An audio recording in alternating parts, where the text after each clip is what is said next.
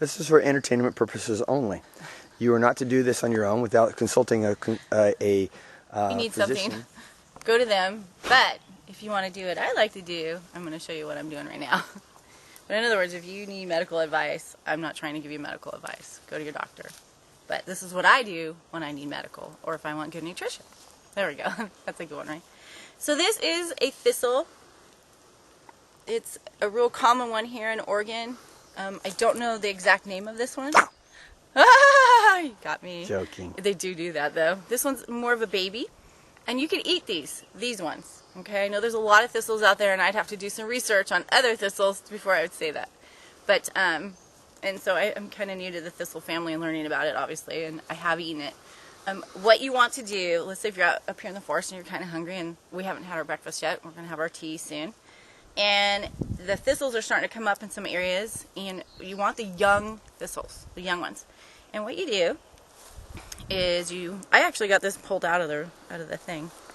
Oh, before I go any further, don't pick any plants from roadsides. Don't pick blackberries, don't pick thistles, don't pick St. John's, don't pick anything along a roadside. No, we are along a roadside. Yeah. But it's an old logging road Yeah. that no one ever uses except yeah. us, and once in a great while, a stray vehicle. But and we know they haven't strayed. yeah, there's no one up here. We're in contact with them. They're really cool people, actually, for a logging company. Okay, so baby thistles. You can get the ones that are older if you're starving and were lost in the woods. They're a little stringy. But what you do is you should always carry a pocket knife, and you're going to peel it. Ow. And then you're going to get picked, just like stinging nettle. You're going to get picked? I mean poked. Excuse me, for the last few days, I need thistle nutrition. So what I'm doing is I am peeling all the little pokies off so we can eat this. And I'm not going to eat the root. Okay, so it's a little tedious, but believe me, if you're out there starving, you'd be doing this. As in, there was a food shortage. Mm-hmm. You're lost in the woods. You lost your way. Lost your way. So I'm getting all the little thistles.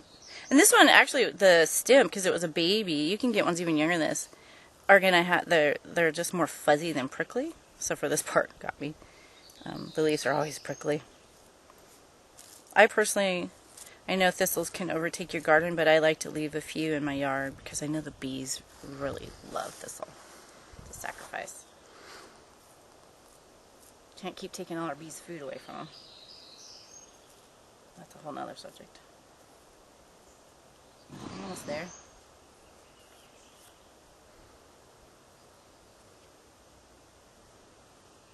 So when you're up in the woods, it's good to, especially if you're somebody that goes out in the woods a lot, you should know your environment and know what you can eat.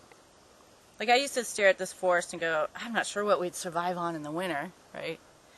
But little was I paying attention to is you can actually eat the pines, the evergreens, and the maples, different parts of them. It's not very appetizing, but if you're starving, you'd survive. Yeah, at the Donner Party, I'd only known that. Yeah. Were they up so high that there wasn't any trees? I don't remember what the highest. Where were they at the They were high. They were in the Sierra Nevadas, I believe. I think. Yeah, they could have. If there was pine, they could have lived off of some of that. Totally. And they would have had high vitamin C from it, also.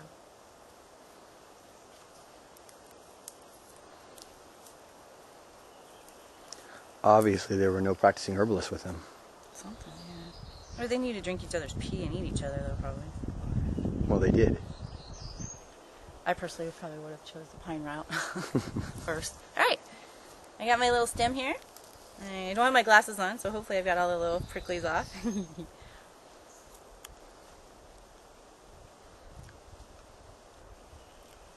So, I have to say, when you eat it, it tastes kind of like lettuce. I've done it before. I'm just telling you guys. I know it tastes like. Here's Mr. Bronson, or Joseph. It's not near as bitter as a lot of lettuces I've had. Mm-mm. It's definitely It's almost like an iceberg. Yeah, not too far. Yeah, we're gonna share it. Oh, dog's going after something. Let's taste it a little. A little tougher. I'll share it with you. Oh, now I thank do you. one more thing right here. A little bitter towards the root. Mm-hmm. Which, we need our bitters. Yeah, it's a little bit, not as bitter as some of the lettuces. Mm-hmm. All right. Here's the other one. This is like all over the place, right? And what is it? It's blackberry, Blackberry. right? So blackberry, you can actually, you get the little baby leaves here. Watch out for the pricklies again. I'm showing you prickly food to eat today. See? Little tiny leaf. I'm going to eat it. Here we go. And I actually like, I like blackberry leaves. They're drying on the tongue. What are they good for? What are they high in? The vitamin C thing again? What No. are they- And I need to learn that more about it. But I do know if you eat too many blackberries and you get diarrhea, Ah.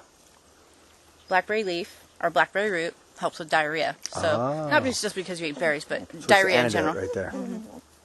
So if you have really bad diarrhea, blackberry leaf or blackberry root. But I don't know, how would I describe one of these little leafies? They're good. I'm gonna feed him.